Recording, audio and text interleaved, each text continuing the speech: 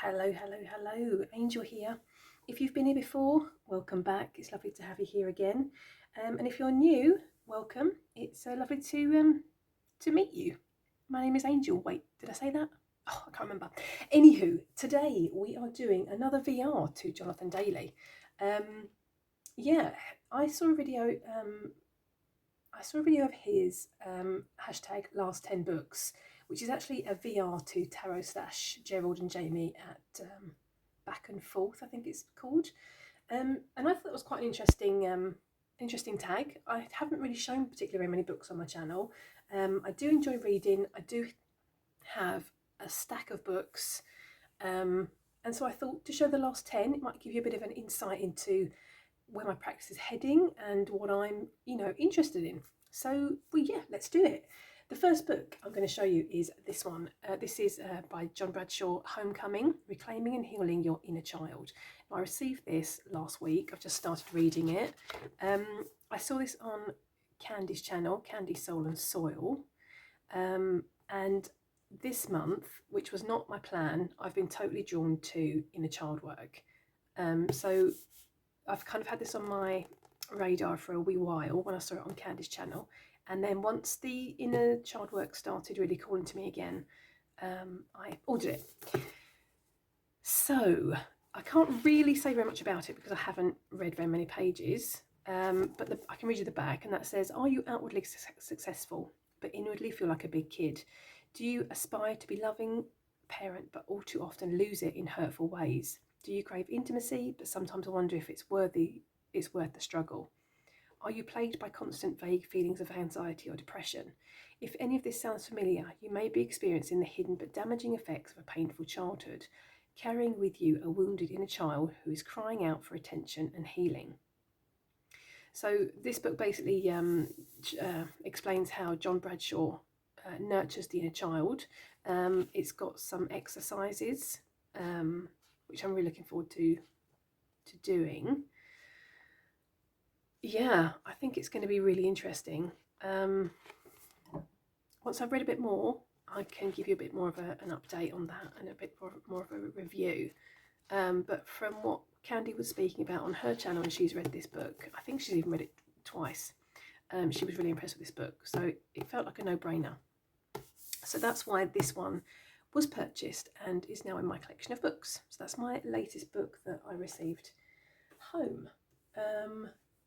Then anybody that's watched my channel for a hot minute, you'll know that I'm totally obsessed with birch tree energy.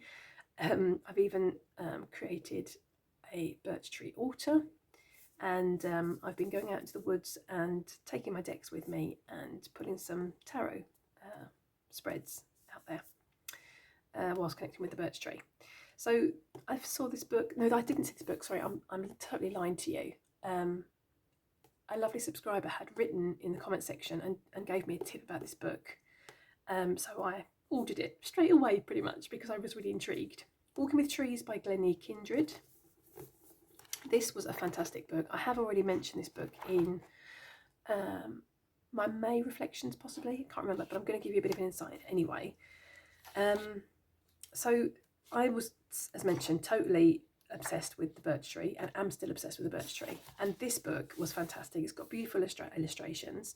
It's got some basic information about the birch tree, then it's got information about learning from the actual tree, what wisdom the tree has for you in your life. Then it's even got birch myths, legends and folklore, kitchen medicine, what you can do with the leaves and the buds, making birch leaf oil, which I thought was really interesting, what to do with the birch bark, crafts that you can use with the birch, growing birch trees, healing yourself using the qualities of the birch tree. Then you've even got the ogham, making your own ogham, and a wand as well. Then it goes to the wheel of the year and how the birch influences the wheel of the year. Clearing your space with birch. And then this last page, or for the birch at least, is the author's experience with the birch tree energy. So I thought that was really, really interesting. It's got, quite a few pages there and a lot of information about just the birch tree, which is what I was interested in. I'm looking forward to, obviously, you know, delving more into the book. I haven't done that yet. I'm totally focused on the birch tree. So it's got quite a few other trees as well that are included in this book. The alder, the beech, the birch, blackthorn, crabapple, elder, hawthorn, hazel, holly, oak, rowan, willow, and the yew tree. So that was a really, really great book as far as I'm concerned. Yeah, definitely can recommend this one. So yeah, so that's a new favourite in my collection. I don't have anything else like this in my collection as yet. I have another one on order which hasn't arrived yet. So yeah, so that's the Walking with the Trees by Glennie Kindred. This was kind of a no-brainer. I'm doing the Deacon Walk. This is 36 Secrets, a Decanic Journey Through the Minor Arcana of the Tarot by Susan Chang. I was planning on not buying this book when I decided to do the Deacon Walk, because I do have quite a few other books on my tarot shelf and on my witchy shelf. And then the further we got into the Deacon Walk, I was like, yeah, no, I'm going to buy this. This was really, really helpful. I'm going to read the back and to let you know what it's all about. So the minor arcana of the tarot have an astrological secret, 36 of them in fact. In the early 20th century, members of the British Secret Society of the Golden Dawn created what would become the world's best known tarot deck, the Rider-Waite-Smith Tarot. They also created an infrastructure of esoteric correspondence around the deck, assigning to each minor card a deacon, a 10-degree section of the zodiac, and by extension, a 10-day section of the calendar year. So for magical practitioners, these decans have a deep and lasting relevance. Their mystic history, their imagery, and their use in talisman work date back millennia. So this has been a really great book. It goes through kind of from the author's perspective, I would say, their experience with the decans as well on their own Decan Walk. I haven't had this book so long, so I haven't used it for so many decans, but my plan is to go back and read up on the decans that I missed out on when I didn't own this book. So yeah, 36 Secrets. The next one was actually another recommendation from Candy's channel. I'm really interested in Mary Magdalena, or Mary Magdalene, depending on how you want to say the name. Sorry, coffee break, sorry. Sorry, I was feeling a bit parched. So, yes, I saw this on Candy's channel. I haven't delved into this as yet. I've got another Mary Magdalena book which I'm reading at the minute. But this, from the way Candy had described it and had spoken about the book, it really felt like it resonated with me and with my own journey. So I decided to purchase this one. It's got obviously some pictures in which you can see here. Let's give you a bit of a read of the back. Did I mention this was by Michael Hagg? So Hagg's lively book asks questions that continue to excite our curiosity. Who was the historical Mary Magdalena? What do we really know about her? And why has she had such an influence in high and popular culture? This was a great read. That was a bit of a review from the Times. Mary Magdalena is a larger figure than any text, larger than the Bible or the church. She has taken on a life of her own. She has been portrayed as a penitent whore, a wealthy woman, Christ's wife, an adulteress, a symbol of the fragility of women, and an object of veneration. And to this day she remains a potent and mysterious figure. In the manner of a quest, this book follows Mary Magdalena through the centuries, explores how she has been reinterpreted for every age, and examines what she herself reveals about women and man and the divine. It seeks the real Mary Magdalena in the New Testament and in the Gnostic Gospels, where she is extolled as the chief disciple of Christ. It investigates how and why the church recast her as a fallen woman. It traces her story through the Renaissance, when she became a goddess of beauty and love, and it looks at Mary Magdalena as the feminist icon she has become today. Yes to all of that. Totally yes. History and legend. I'm totally looking forward to diving into that one. As you'll see, I've got quite a few books that, you know, I've got an interesting subject, and I want to read everything, and I want to read it now. Which, of course, you can't do. You can't read everything now. This one was a second-hand purchase. I found this on eBay. Oh no, I'm gonna have to say it again. Totally sorry. Totally fangirling. Candy's channel. This was also a recommendation from Candy, Soul and Soil. I'm sorry, but it's true. She's got some fantastic books that she's read and she has in her collection. The Spiral Dance, a rebirth of the ancient religion of the great goddess. This is the special 20th anniversary edition, and this has got rituals, invocations, exercises, and magic. Let's just give a quick read of the book. So, the 20th anniversary edition of The Spiral Dancer celebrates the pivotal role the book has had in bringing goddess worship in the religious forefront. This best-selling classic is both an unparalleled reference on the practices and philosophies of witchcraft and a guide to the life-affirming ways in which readers can turn to the goddess to deepen their sense of a personal pride, develop their inner power, and integrate mind, body, and spirit. Starhawk's brilliant, comprehensive overview of the growth, suppression, and modern-day re-emergence of Wicca as a goddess-worshipping religion has left an indelible mark on the feminist spiritual consciousness. In the new edition, Starhawk reveals the ways in which goddess religion and the practice of ritual have adapted and developed over the last 20 years, and she reflects on the way in which these changes have influenced and enhanced her original ideas. In the face of an ever-changing world, this invaluable spiritual guidebook is more relevant than ever. So yes, this has been well loved, well thumbed, and well read. As I mentioned, this was a second-hand find on eBay, and you can see like the pages have been turned down. I don't tend to turn pages down myself. I tend to put book tabs in them if I want to, you know, rotate back to certain pages. But it's another one. It's on my to-read list, and I totally want to read it. But I've got some other books in rotation at the minute, so I tend to have 3 or 4 on the go, and I dip in and out of different books. At the end of last year, I was really feeling a draw to the Celiak. So I purchased this book by Rachel Patterson. Rachel Patterson is also on YouTube. I follow her channel on YouTube, and she does a lot of lives, and it's just so cozy to sit and listen to her speak and to talk about the subjects that she's so knowledgeable on. So this is a Pagan Portals book. And if you don't know anything about the Celiak, goddess of the ancestors, wisdom that comes with age, the weather, time, shape-shifting, and winter. Within the pages of this book, Rachel Patterson gives the reader an introduction to the mysteries, myths, legends, and magic of the ancient hag goddess, the Celiak, drawing upon ancient legends, stories told, and her own experiences. So it's quite a short book. I think I read this over the course of a day.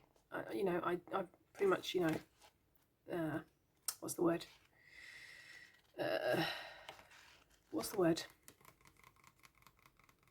Can't think of the word. If I think of the word in editing, I'll put it on the screen now. Yeah. So yes, very interesting book.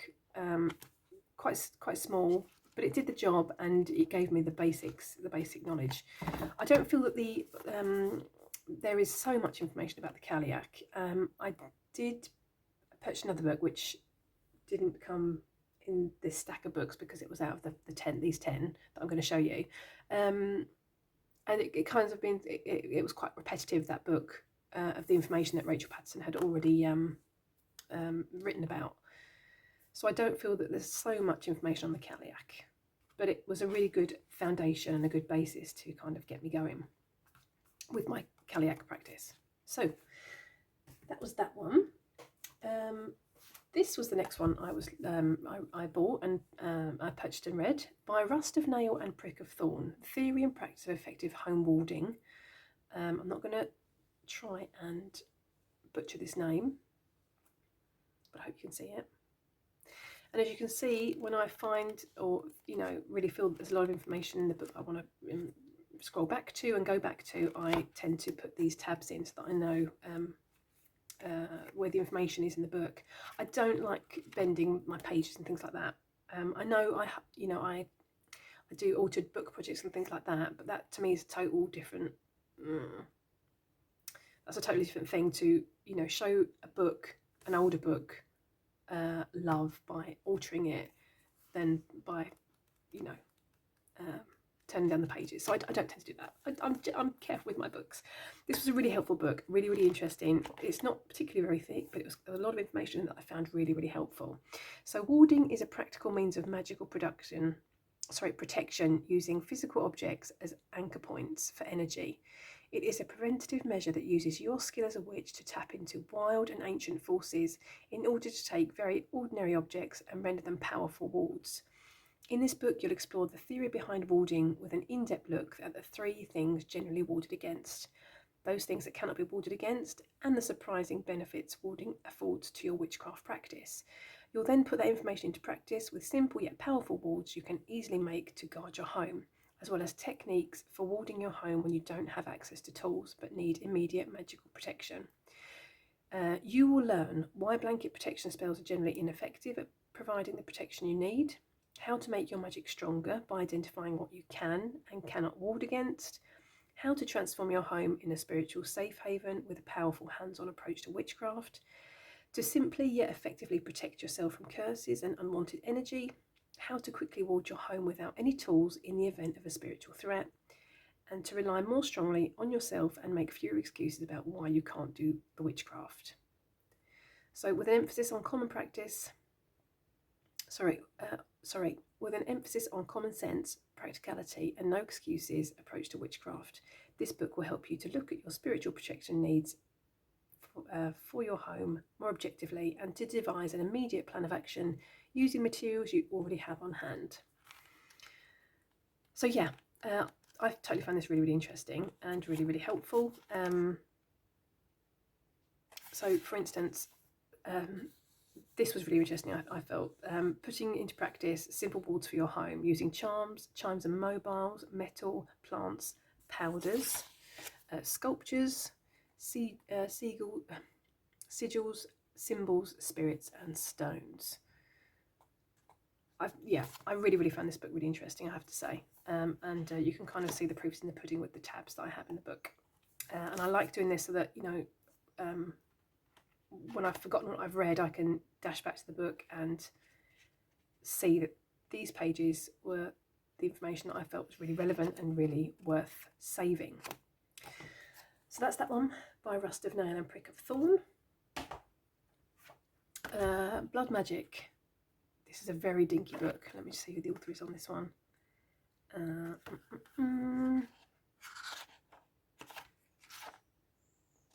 It just says Seth. That was really helpful. Yeah, I was really into blood magic. I am not a meat eater. I'm a vegetarian going towards vegan. Sorry, slurp of coffee. But I was really, really interested in using my own blood in my practice.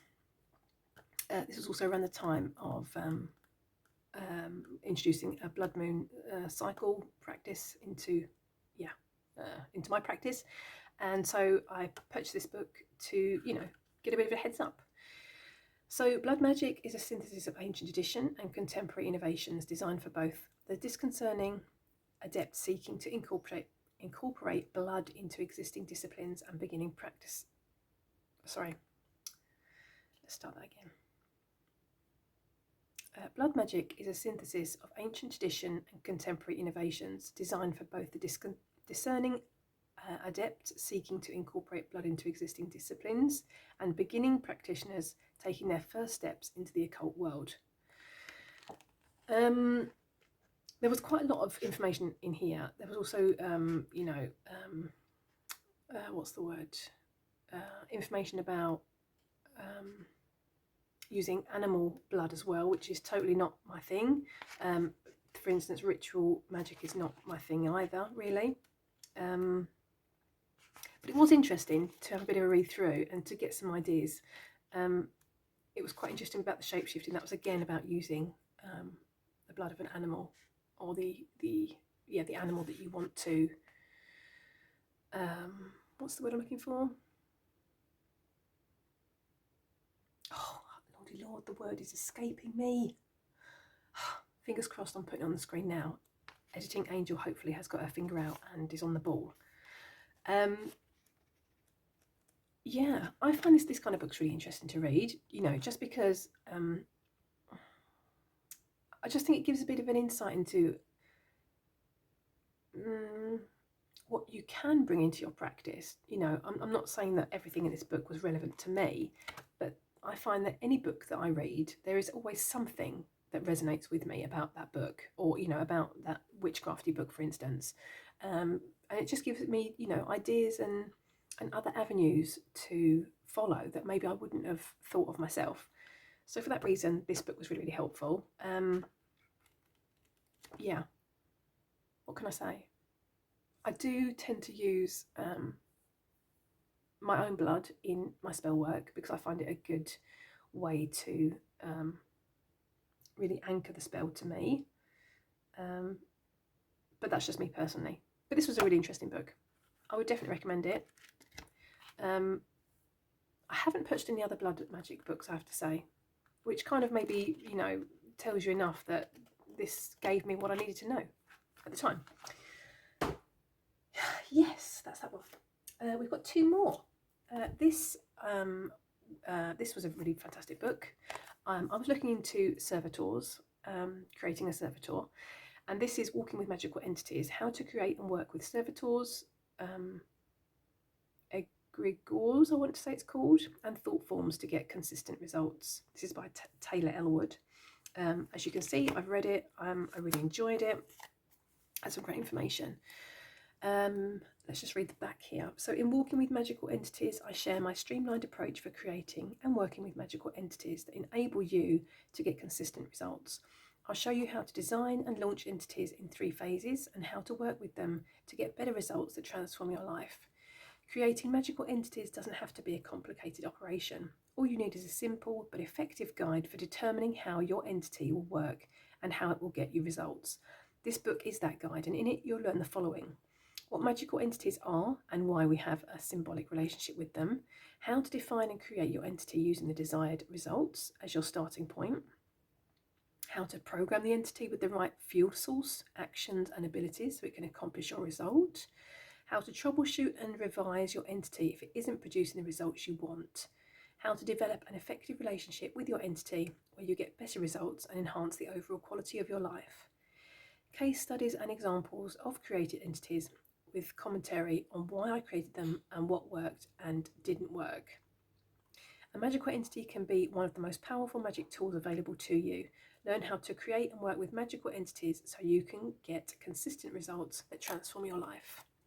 Now, this was one of 2, possibly 3 books I purchased on servitors. Unfortunately, there was another book that came in between those books, so they didn't come in within my last 10, so I can't show you.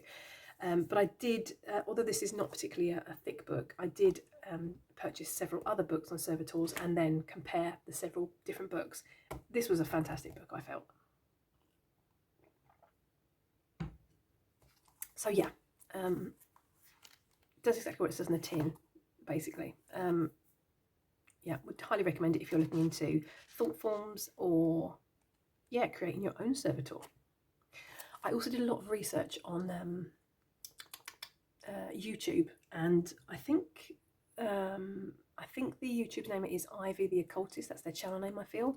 They did also some fantastic videos on servitors.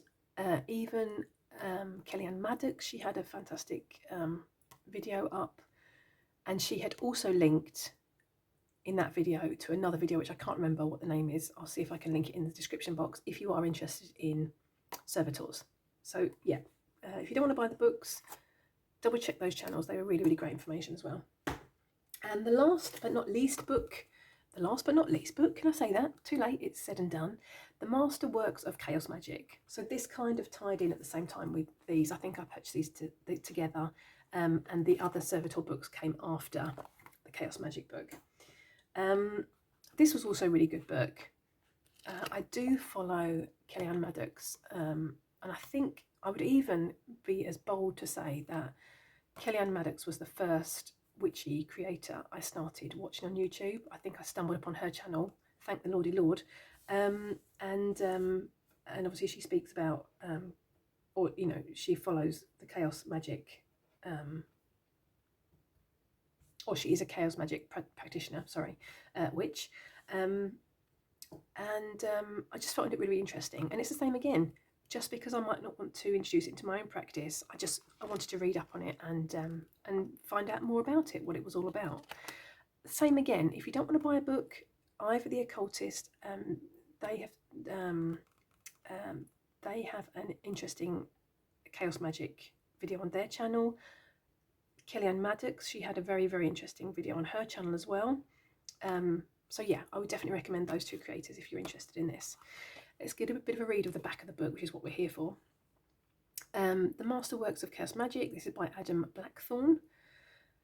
The heart of this book is magic that works. Do you want quick fixes, emergency solutions, direct results, and magic for your exact and immediate circumstances?